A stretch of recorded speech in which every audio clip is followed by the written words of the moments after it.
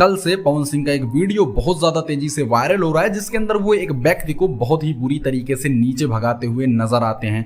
जी हाँ दोस्तों, ये वीडियो इस टाइम पे इंस्टाग्राम पर काफी ज्यादा तेजी से वायरल हो रहा है और जो भी पवन सिंह के सपोर्टर हैं और जो भी पवन सिंह के सपोर्टर नहीं है, दोनों लोग इस वीडियो से नाराज हैं। जी हाँ, जिस तरह से इस वीडियो के अंदर उस व्यक्ति से बात की गई, जिस तरह से उसको भगाया गया, जैसा आपकी अपने इस क्लिप के अंदर देखा, उसको देखकर किसी को भी गुस्सा आ जाएगा। लेकिन दोस्तों, जब इसकी थोड़ी सी रिसर्च की गई तो ये पता चला कि पवन सिंह के जान पहचान वाले थे और पवन भैया ने उनको हंसी मजाक में भगाया था।